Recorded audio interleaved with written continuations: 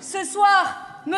Macron n'a plus la légitimité pour poursuivre sa politique de raquette sociale qu'il avait prévue. Il doit renoncer à la réforme de l'assurance chômage et aux coupes budgétaires dans les services publics. Et il doit reconnaître l'État de Palestine. Au vu de leur score, il est désormais évident que le pays veut tourner la page de l'ère Macron. Et cette page ne doit pas se tourner avec le Rassemblement national et l'extrême droite. Ça aura été finalement dans cette élection le seul succès du macronisme dans cette campagne.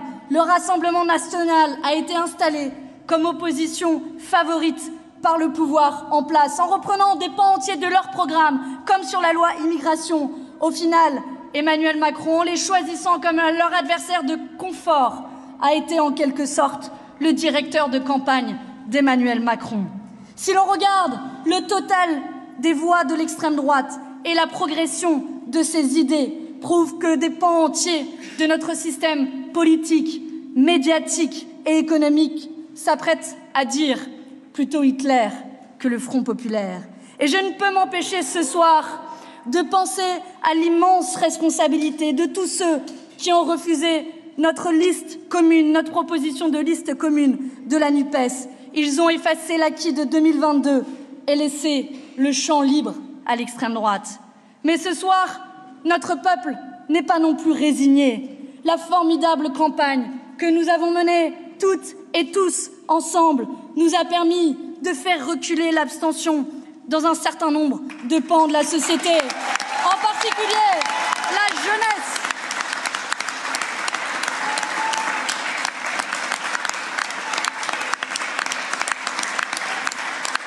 En particulier dans la jeunesse et les quartiers populaires. Et je veux leur dire qu'à chaque fois qu'ils se mobiliseront, nous ferons reculer l'extrême droite.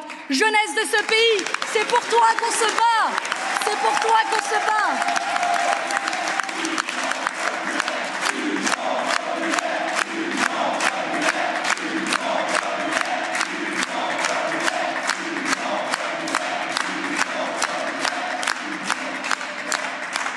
Aujourd'hui, les premiers résultats nous donnent en nette progression par rapport à 2019 où nous avions obtenu 6% des voix. Nous sommes ce soir plus forts que nous l'étions en 2019. Et demain, au Parlement européen, oui, nous aurons plus d'élus pour mener la bataille, pour notre pouvoir d'achat, pour la paix à Gaza et pour la défense de nos emplois. C'est votre résultat. Alors, certains auraient aimé nous voir disparaître de cette élection, mais nous sommes là, nous tenons bon. Et je veux dire aujourd'hui aux millions de personnes qui ont voté pour nous que nous serons encore là demain et que ce résultat est celui d'une campagne qui a été à la fois complète en traitant la question du pouvoir d'achat, la question de la protection de nos emplois et de l'agriculture, mais aussi celui d'un cessez-le-feu à Gaza. Cette campagne, c'est le résultat d'une campagne qui a été collective, qui a été combative et qui a été positive. Positive parce qu'elle est tournée vers l'avenir, vers la participation, vers la jeunesse et vers ce que, ensemble, nous allons construire demain. Alors, l'après-Macron est déjà et maintenant commencé.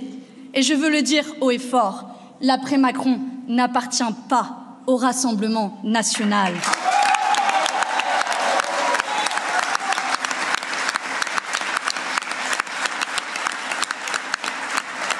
Alors, j'en appelle à tous ceux qui se sont mobilisés dans la jeunesse, dans les milieux populaires, à s'engager à nos côtés pour amplifier et élargir la dynamique de l'Union populaire. Il nous revient à nous